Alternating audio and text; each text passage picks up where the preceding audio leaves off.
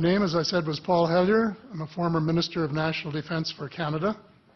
I served in 3 governments during a total of 23 and a half years as a Member of Parliament. Although as Minister of National Defence, I had sighting reports of UFOs. I was too busy to be concerned about them at the time because I was trying to unify the Army, Navy, and Air Force into a single Canadian Defence Force. And that itself was a kind of battle to the finish. So this was not high on my agenda. But about 10 years ago, I started getting interested due to a young man from Ottawa sending me material on the subject. I told him I was too busy to read it, but he had confidence that someday I would. He sent me a copy of Colonel Corso's book, The Day After Roswell.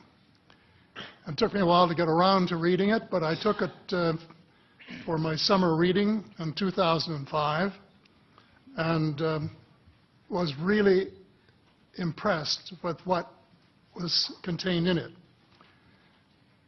And what I thought to myself is there are huge issues here, huge issues. And the American people and the people of the world have a right to know what's going on because they're part of it. It's not just an isolated thing.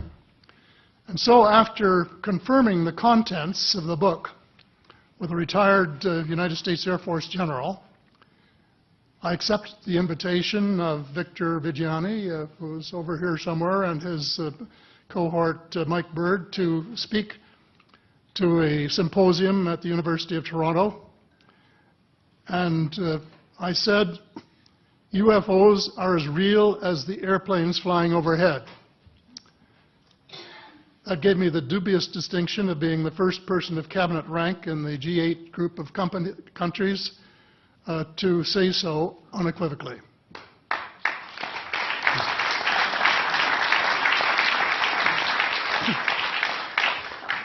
Since then, I've learned a lot from many sources, including a number of the fantastic witnesses that we have heard these last 4 days. They were so outstanding, I was just really blown away with them, the amount of information that was available.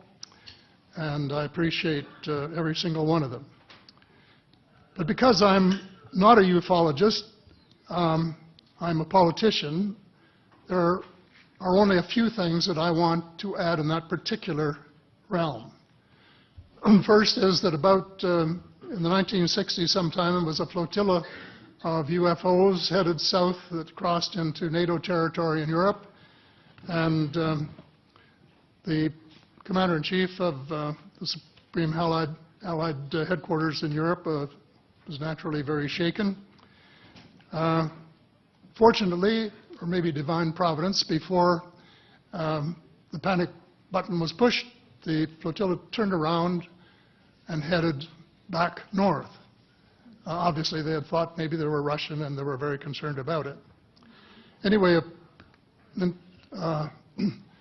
investigation was launched into this whole subject, and a document was prepared which concluded that at least 4 species had been visiting Earth for thousands of years. And this is my own view at this stage as well. So, except for that, there are just a couple of things that we've talked about that I'd like to refer to. And one was that we were referring to them as they until this morning when Linda Moulton Howe, I think she was the first one, actually named 3 different species. I have brought my latest book called Light at the End of the Tunnel, A Survival Plan for the Human Species, as an aide-memoir, and I name 5 different species here. I'm aware of more now. As a matter of fact, I saw a document just a few days ago that mentioned 20. And I think you, Mr. Chairman, were interested in some of the places they might come from. And I have in here Zeta Reticuli, R-E-T-I-C-U-L-I, Reticuli, the Pleiades, Orion, Andromeda, and the Altair star systems. So I don't think we can more refer to them as they because they're not an amorphous mass.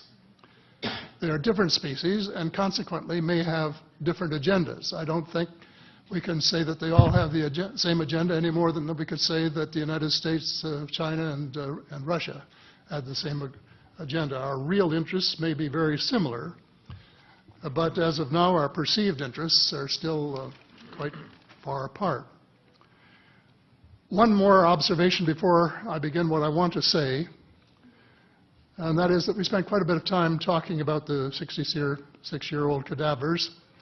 And I was glad to have Linda this morning finally say that there are live ETs on Earth at this present time, and at least 2 of them probably working with the United States government.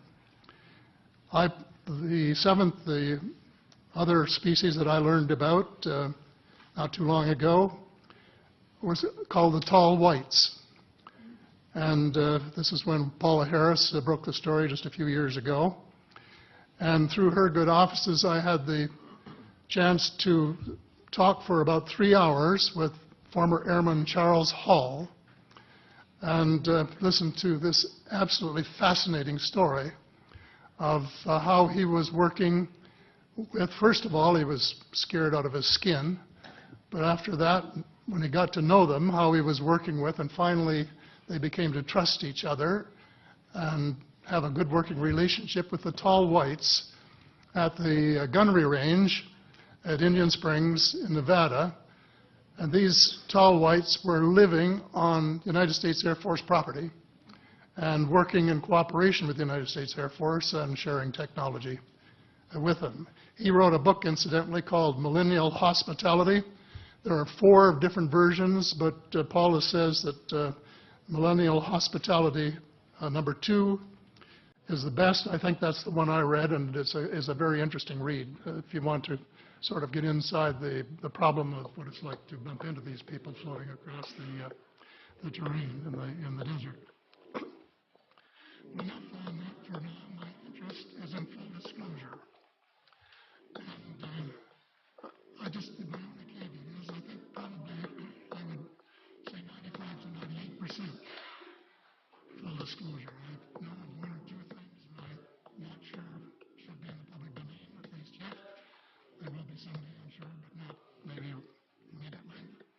But just as children survive the idea of the tooth fairy and Santa Claus when they become adult, I think that tax-paying citizens are quite capable of accepting the new and broader reality that we live in a cosmos teeming with life of various sorts. The fact that some other civilizations are more advanced than we are may be humbling. But that could be a necessary step in our survival.